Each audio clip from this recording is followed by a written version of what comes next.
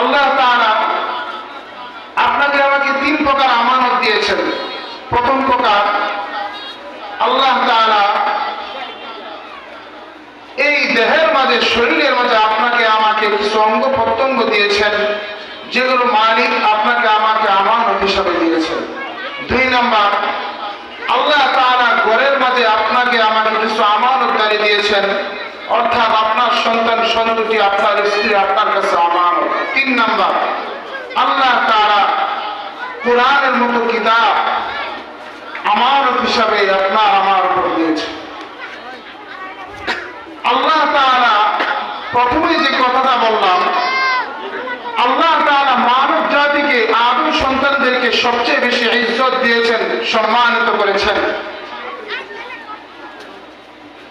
এটা আমার কোনো কথা নয়, আল্লাহ তাআলার কালামের কথা।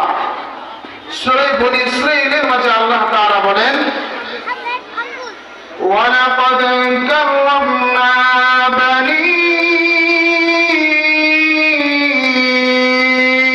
আদম। আল্লাহ তাআলা বলেন, আমি আদম সন্তানদেরকে সম্মানিত করেছি। আমি আদম সন্তানদেরকে সম্মানিত করেছি। আমি আল্লাহ কেন সম্মানিত করলাম? আমি আল্লাহ এমন ইজ্জত দিলাম। আমি আল্লাহ আদম সন্তানদেরকে ফেরেশতাদের চাইতে ইজ্জত দিলাম। আমি আল্লাহ ইজ্জত কেন দিলাম, কেন সম্মান করলাম? আমি আদম সন্তানদেরকে দুনিয়াতে পাঠাইলাম, আমি আল্লাহর গোলামি করবি, আমি আল্লাহর ইবাদত বন্দেগী করবি। দুনিয়ার কোন মানুষের গোলামি করবি না, কারো সামনে সিজদা দিবি না, কোনো মাজারে গিয়ে সিজদা দিবি না, কোনো মানুষের সামনে সিজদা দিবি না, আমি আল্লাহর সামনে সিজদা দিবি। আমি তোদেরকে এই জন্য দুনিয়াতে পাঠাইলাম। ভাইরা আমার, সেদিকে যেমন আলোচনা লম্বা হবে না। আল্লাহ তাআলা আপনাকে আমাকে শরীরের মাঝে কিছু আমানত দিয়েছেন। আপনাকে আমাকে দুটো হাত দিয়েছেন, এই দুটো হাত আমানত। দুটো পা দিয়েছেন, এগুলো আমানত। দুটো চক্ষু দিয়েছেন, এগুলো আমানত। শরীরের মাঝে আরো যে সমস্ত অঙ্গ প্রত্যঙ্গ মালিক দিয়েছেন, এই সব কিছু আপনার আমার কাছে আমানত। অস্বীকার করার কিছু নাই। সূরা বালাদের দিকে তাকান, আল্লাহ বলে, আলাম নাজআল লাহু আইনাইন।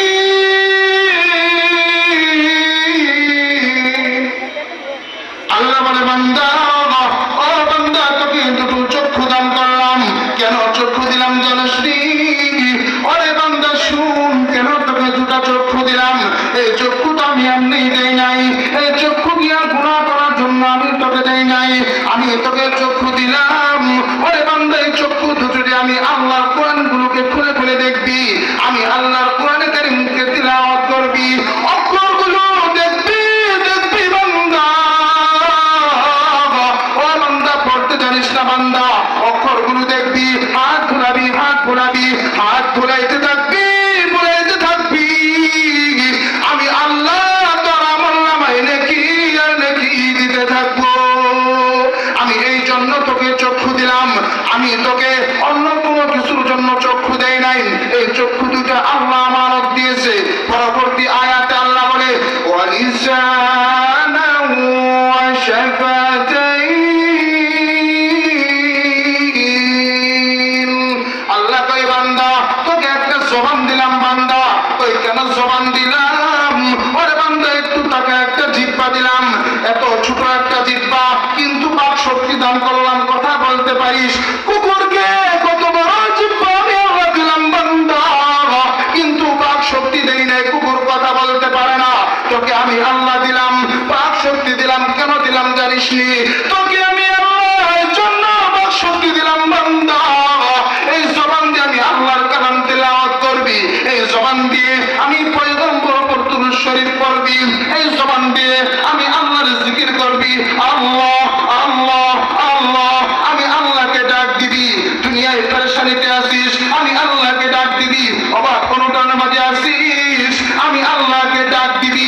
বিপদে পড়ে গেছিস বান্দা, আমি আল্লাহকে ডাক দিবি। মুমিন, এই জন্য জবানটা দিলাম। ভাইরা আমার, সময় শেষ, আমি সেদিকে যাব না। এই হলো এক প্রকার আমানত। দুই প্রকার আমানত, সন্তান সন্ততি আপনার কাছে আমানত। এই সন্তানকে আপনি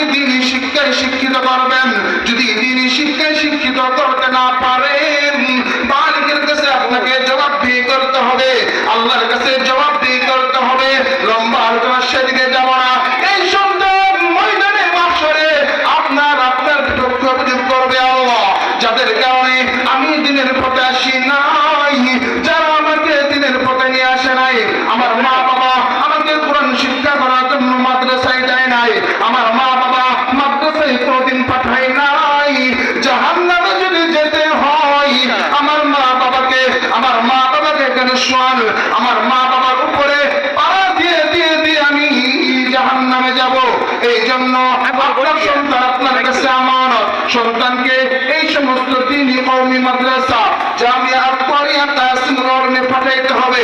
এবার আসেন 3 নম্বর আমানত। আপনাদের সামনে যে আয়াত তিলাওয়াত করলাম, আল্লাহ তাআলা কোরআনে কারীমকে নাযিল করলেন।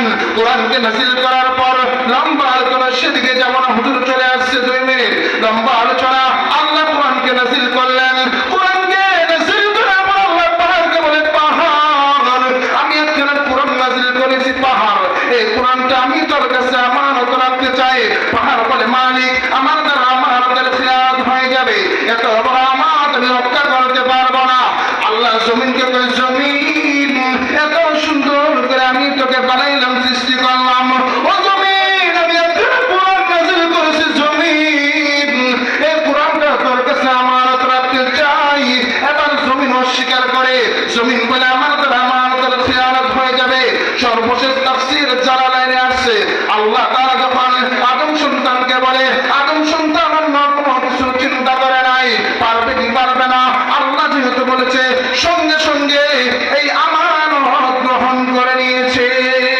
মুহতারাম হাজিরিন, লম্বা আলোচনা সেদিকে গেলাম না, যে কথাটা বললাম বুঝাতে চাইলাম, এই যে 3 প্রকার আমানত আল্লাহ আপনাকে আমাকে দিয়েছে, এই আমানতের খেয়ানত যদি আপনার আমার দ্বারা হয়ে যায়, রাসূল কি বলেছেন, লা ঈমানা লিমান লা আমানাতা লাহু, যার ভিতরে আমানতদারি নাই তার ভিতরে দ্বীনদারি নাই। এই জন্য আমানতগুলোকে আমাদের রক্ষা করতে হবে। যদি রক্ষা করতে পারি পরিপূর্ণ মুমিন হতে পারবো। যদি পরিপূর্ণ মুমিন হতে পারি, আপনার